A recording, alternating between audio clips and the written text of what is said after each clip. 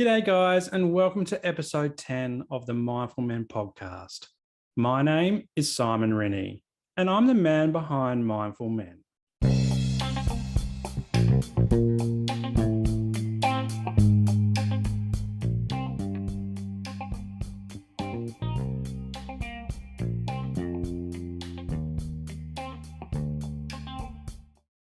In today's episode, I'm bringing you 5 positive affirmations to inspire you.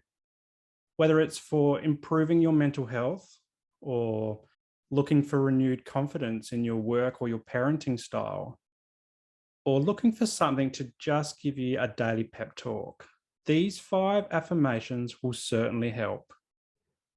And they're not just any 5 affirmations that I've plucked from the internet. Nope. These 5 I have either used in the past or I'm using right now for inspiration. But before I get into them, I wanted to highlight that I haven't always been into affirmations. Prior to 2021, I hadn't had that much exposure to them. In fact, the only time I recall anyone saying an affirmation was in the workplace when someone would occasionally share them with the team. And if I'm being completely honest, when they busted out an affirmation, I cringed. But as I was recovering from burnout last year, something drew me towards affirmations. My mindset was in the dumps, and I needed something to breathe some positivity into me. So I started thinking of all those corny one-liners that other people seem to get great value from. And as I started to take notice of them, more presented themselves. And this might sound weird, but the good ones started talking to me. I felt them in the heart and the soul, and they stuck in my mind. And all of a sudden, I had this group of affirmations that really do work to inspire me. Now, that might sound a bit wanky. And I was one of those blokes who once agreed. But having gone through therapy multiple times and now a master's of social work, I can see the benefit of opening ourselves to new ways of thinking. Because when we do this, we learn more about what makes us tick. We start to see the world differently, and this changes us for the better. So, what do you say? Let's get stuck into these affirmations. I won't just rattle them off because you can just do a Google search for endless lists of affirmations.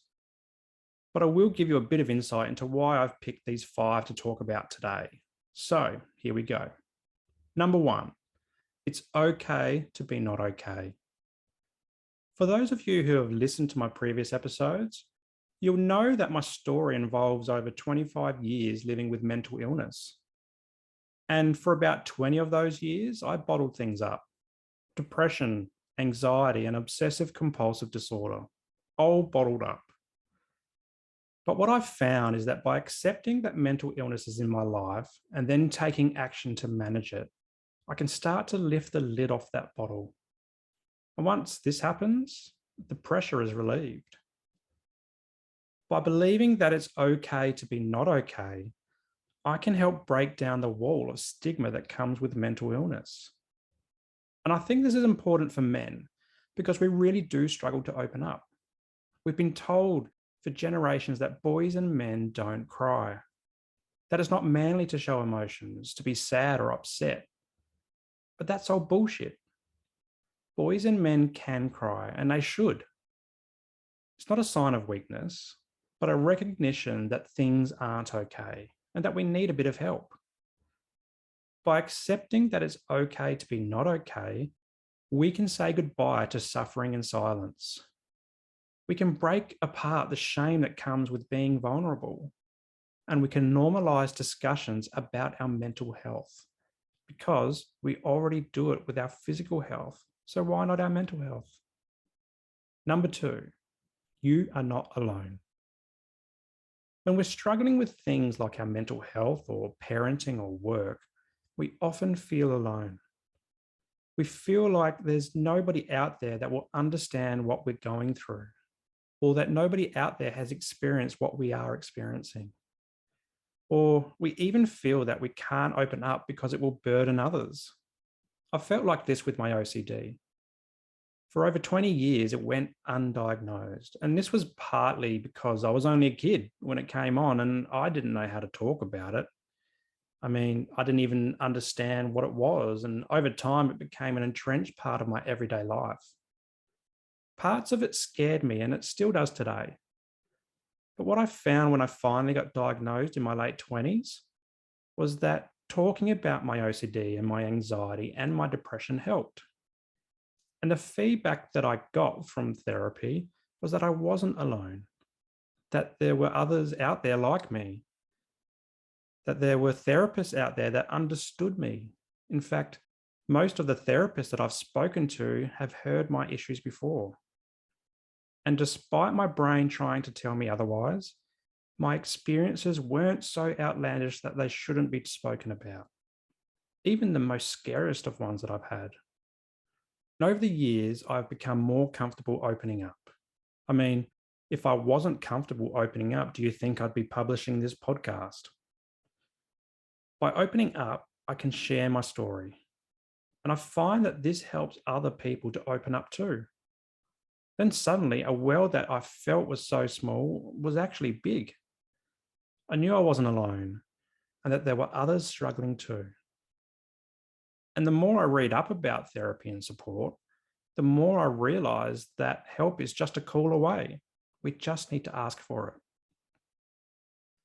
Number 3, the sun will always rise tomorrow.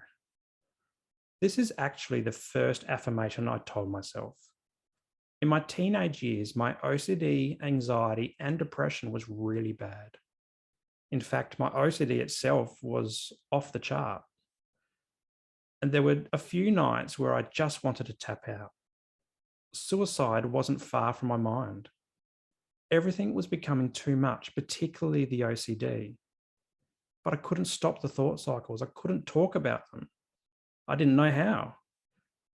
But shortly after thinking about tapping out, my mind would tell me that the sun will always rise tomorrow. I don't know where this came from. Maybe I read it or heard it somewhere. I really have no idea, but I think this quote saved my life.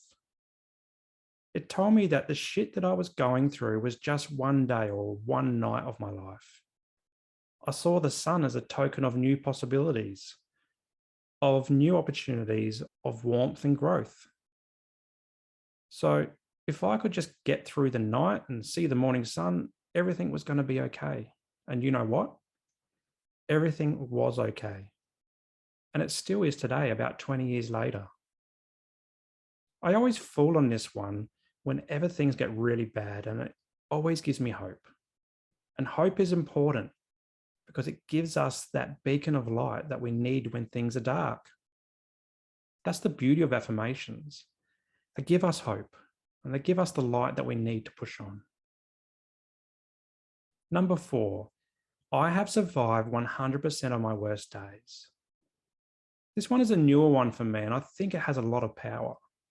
For me, it talks to our resilience. When things are shit, we often think that the world is crumbling down. We lose track of our strengths. We lose track of the good in ourselves. We think and believe that we're useless, that no matter what we do, we suck at life. But by saying this affirmation, we can turn this thinking on its head, and we can recognize that we are strong and we are good and we are resilient. Because in the past, whenever shit happens and we've been really struggling, we find a way to pull through. This might look like talking to our friends or family or therapists. It might look like us putting our problem-solving hat on and coming up with a plan to sort through the mess. Or we ramp up the good vibes with exercise or healthy eating. We put down that beer and opt for a glass of water or kombucha or something. We turn off the TV and we write down a list of things that we need to get done. Or we even just think about better days and what they look like. And as small as this last one is, it moves us from dwelling in that moment to visualizing how we're going to step free from the shit. A thought alone can give us hope. By recognizing that we are resilient and that we have got the skills to get through shit times, we move ourselves into a positive mindset. We remember all the things that we've done before to get better or to overcome adversity. And we do it again because we have survived 100% of our worst days. Number 5, change happens when the pain of staying the same is greater than the pain of change. I love this quote from Tony Robbins, and I see it as a little push to make change happen. I think it's particularly useful for those of us sitting on the fence about change. We know something needs to change, yet we're reluctant to make that first step. So we keep pushing on, hoping that things will get better on their own. And sometimes this works, but other times things don't get better. So we keep doing what we're doing. And this can be anything. It could be from neglecting our mental health. It could be neglecting our physical health. We could be struggling with the booze or drugs, or with a job that we hate, or relationships that no longer serve us. But eventually, the pain of staying the same becomes too much. So we're forced to make a decision. Stay the same and keep hurting, or change for the better. I know which one I'd pick. So there you go, 5 positive affirmations to inspire you. They work wonders for me and hopefully will for you too. But how do you use affirmations? Well, there's a few ways that you can do it. Some people, they write them on a sticky note and place them somewhere that they'll see it a lot, like a bathroom mirror or next to their work computer. Others write them in a daily journal. I've also heard of people adding them into their phones as a reminder and then using that reminder to wake up in the morning, kind of like an alarm. This is a good one because it replaces the mindless snooze that we all do with a morning quote that sets the tone for the day. Me, I use the Mindful Men Instagram page to post about them. I also like Instagram as it's full of affirmations from people that I follow. I also reflect on my favorite ones when I'm going through a rough patch. This could be on a walk or when I'm talking about issues with my wife. There's no right and wrong way about how you use affirmations. You just need to do whatever works for you. Now, hopefully you've found some inspiration in these affirmations like I have. And whilst I used to think that affirmations were corny, and I admit some still are, these days I think it's more that I hadn't found ones that actually spoke to me. But these 5 helped me fill my mind with good vibe material. And this is important for me because when I fill my mind with good vibes, there's less room for negativity to swirl around and hold me back. So if you're looking for something easy to instill some positivity in your mind, try an affirmation. Thanks for joining me today. My name is Simon Rennie. Until next time, stay mindful.